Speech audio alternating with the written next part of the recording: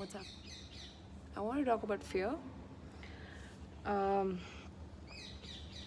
Fear, in my observation, is one of the best catalysts out there.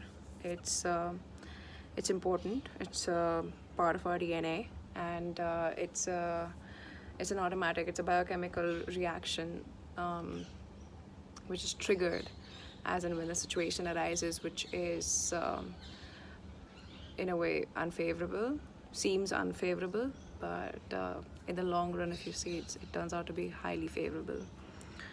Um, Now, fear, I'm talking about our day to day existence. Thanks to the scientific evolution, we have been able to create a life for ourselves that is comfortable, which is safe, and which is helping us move towards more of a mental evolution than a physical one. However, I'm not a scientist. I'm not the one who can comment on that.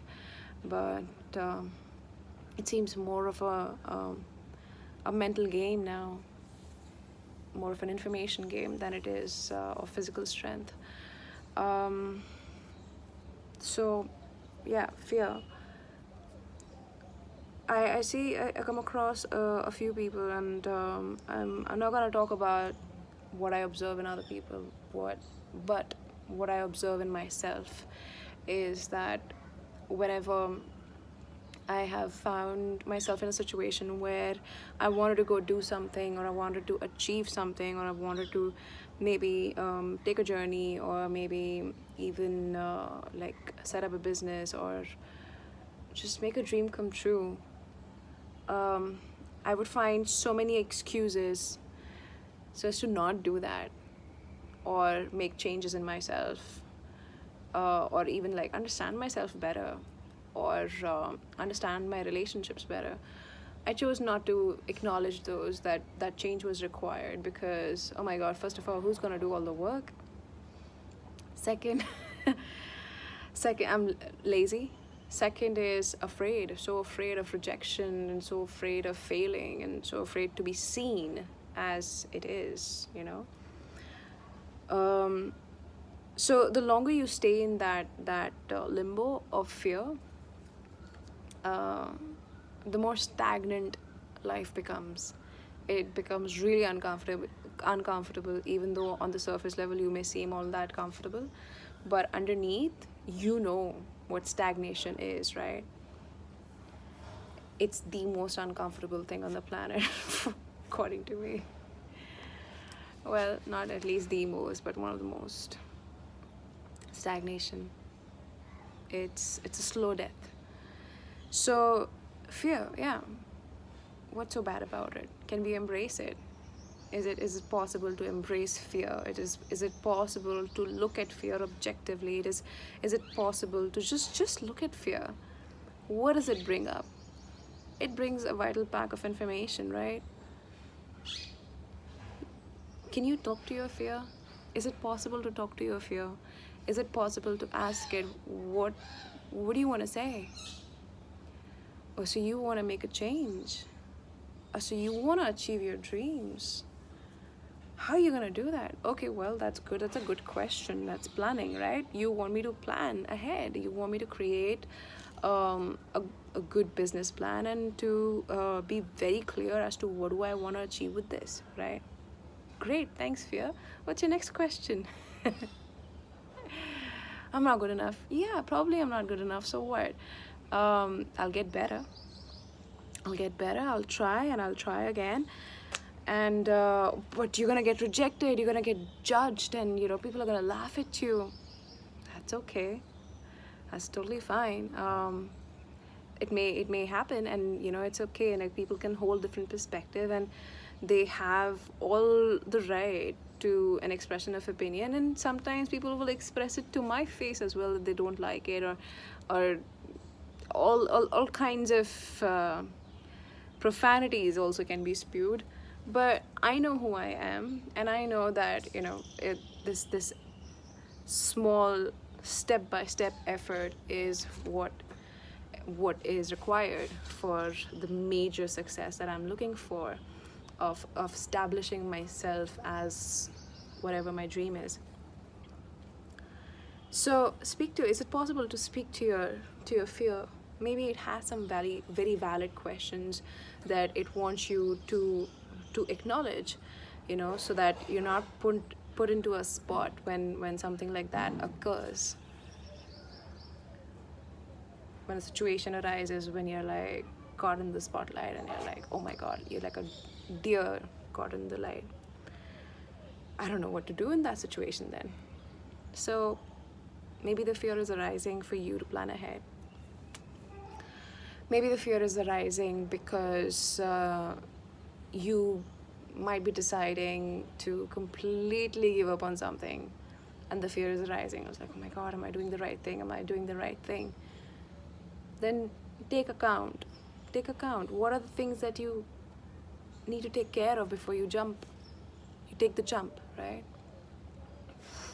Are there a few things that you need to take into account before you make the jump? Break it down. Bring logic into the equation. When fear arises, bring logic to the equation. Speak to the devil with logic. The devil doesn't like it.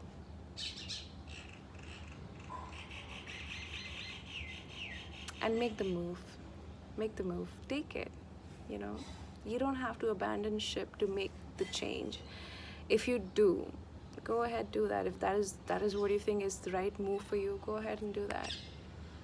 But you don't have to burn everything down just for a new start.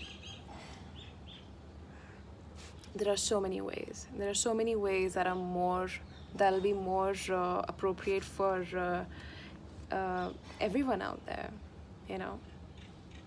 There's a solution for every situation.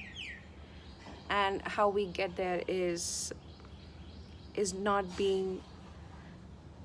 So when the head is under the water, it'll be difficult for you to have a conversation with fear. But when the head is above the water, which is only possible if you understand that your consciousness is the key. That is the key. The more you practice concentration, the more you practice being aware, the easier it'll be for you to be conscious when fear arises in you. It'll be easier for you to understand that what I'm experiencing is fear. You will be able to separate your emotions from yourself and view it objectively. You'll be able to be conscious. You'll be conscious. You'll be conscious of your fear, and then you'll be able to hold a conscious conversation with your fear and consciously take steps in that direction.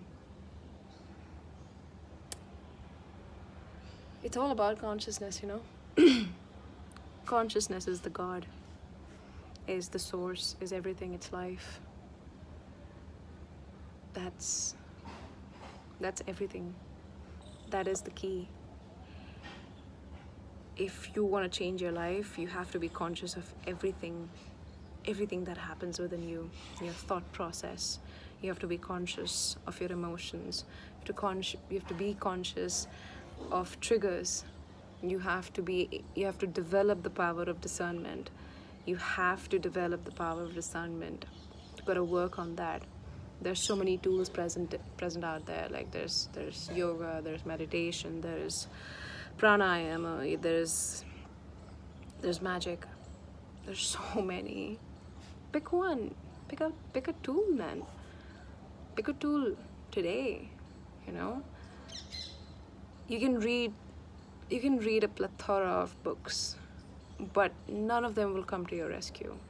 When situations arise, you will only be left with your subconscious responses.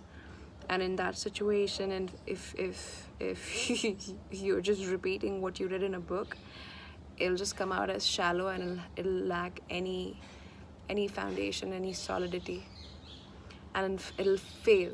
It'll fall flat, and you know what I'm talking about. I'm sure you've experienced it too. So the only source that is left is your inner guiding system, which is your consciousness. And for that, you've gotta practice how to be conscious of your thoughts. You have to practice, you have to how to be conscious of your emotions, of your speech, of the actions, the how you respond to situations. There's so many things, right? But it may seem like a lot, since we're talking about it, it may seem like a lot, but it's nothing for consciousness. It's absolutely nothing. It's zilch. It all happens in slow-mo, and consciousness can like just slide right past it in light speed. Anyway, I hope this was helpful. I love you guys.